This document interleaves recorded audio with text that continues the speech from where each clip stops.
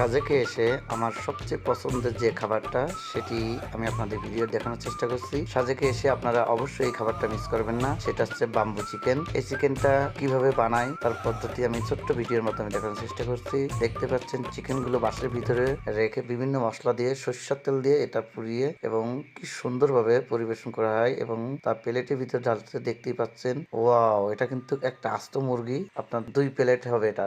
দেখুন ভিডিওটা দেখতেই পাচ্ছেন, 1 প্লেট। এটা 8 জন মানুষ খুবই সুন্দরভাবে খেতে পারে এবং এই বাম্বু চিকেনটা সরিষার তেল দিয়ে যেহেতু বানায়, এটা অনেক মজা হয়। দেখতে পাচ্ছেন এক বাটিতে ঢালছে এবং আরেক বাটিতেও ঢালবে এখনই। মোট 2 বাটি এটা হয়।